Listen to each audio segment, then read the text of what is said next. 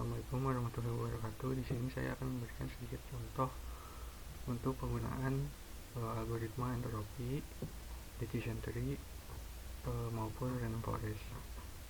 Pertama, di sini saya membuat dataset sederhana berupa apakah tanaman tumbuh subur berdasarkan fitur cahaya, air, dan pupuk. Nah, di sini saya membuat dataset sederhana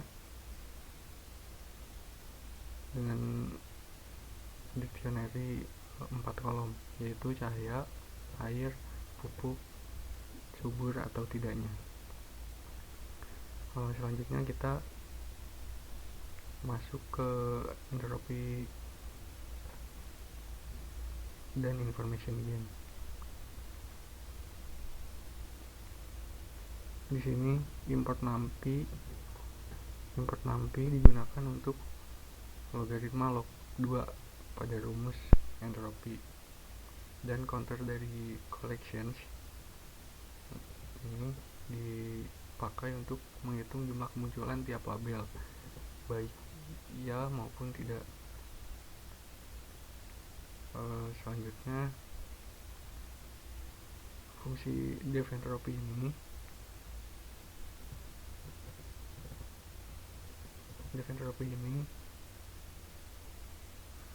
digunakan untuk menghitung sebuah list kolom target kesuburan suatu tanaman.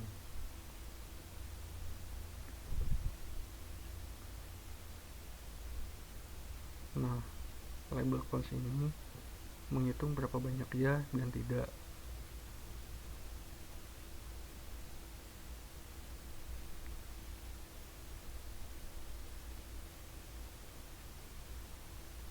Selanjutnya def information gain.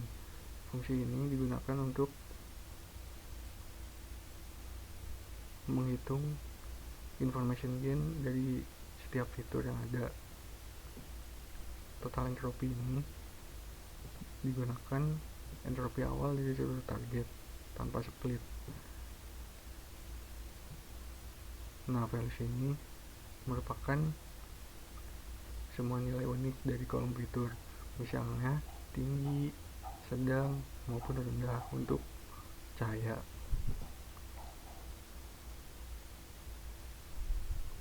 Nah, untuk setiap fitur V ini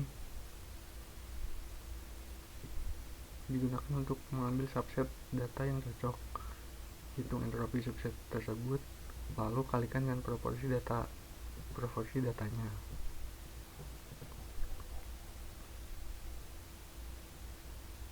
Setelah itu akan muncul hasil seperti ini. Dari entropi keseluruhan, cahaya, air, maupun pupuk, nilainya akan muncul 0,970 sekian. Selanjutnya decision tree. Kita masuk ke algoritma decision tree menggunakan scikit-learn. Label encoder ini digunakan untuk mengubah data kategorikal atau teks menjadi numerik. Lalu decision tree classifier ini digunakan untuk algoritma pohon keputusan. Selanjutnya matplotlib ini digunakan untuk membuat grafik.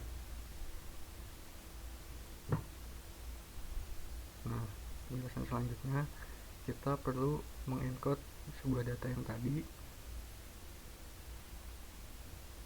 agar data asli tidak berubah. Length ini merupakan dictionary untuk menyimpan setiap encoder agar bisa di-decode balik jika perlu. Ini merupakan loop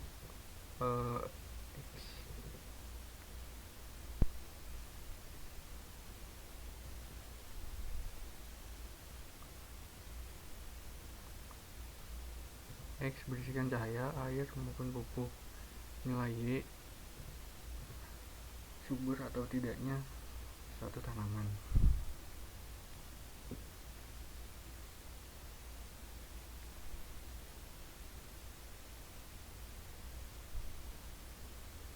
Ini merupakan hasilnya.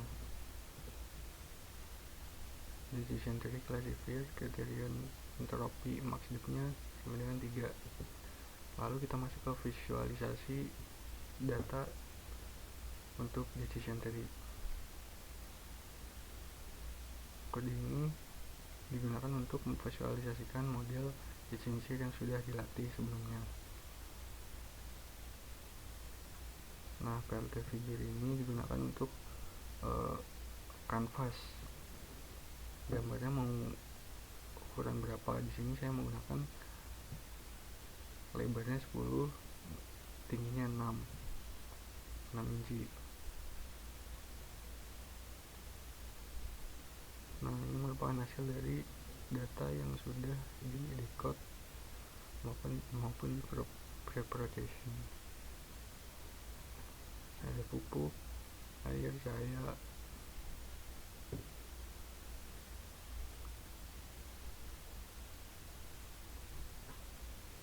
Selanjutnya ke rainforest. Di sini saya mengimport random forest classifier, digunakan untuk membangun model random forest. Yang kedua, accuracy score, digunakan untuk menghitung akurasi model, seberapa banyak prediksi yang benar.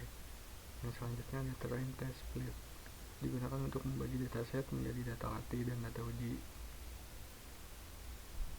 Nah, X-train, X-test, Y-train, Y-test ini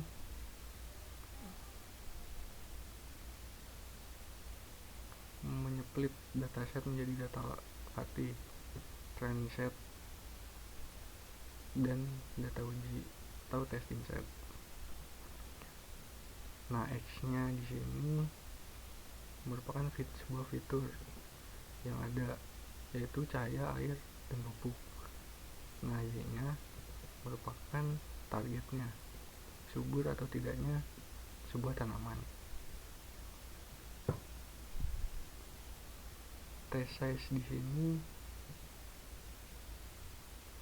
0,3, yaitu 30% data yang akan digunakan untuk data uji, sementara 70% digunakan untuk data latih, sisanya dari ini.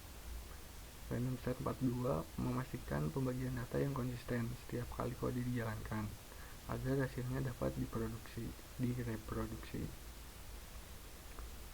Selanjutnya di sini ada random forest classifier, estimator 10, criterion entropi, random state 42.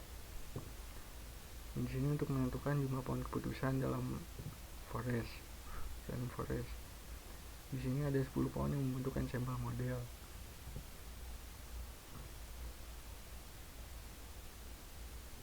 Selanjutnya di sini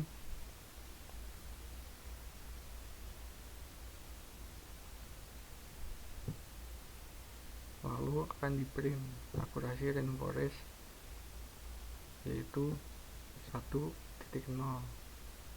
Kemungkinan besar tanaman akan tumbuh dengan subur. Sekian dari saya, jika banyak salahnya saya mohon maaf. Wassalamualaikum warahmatullahi wabarakatuh.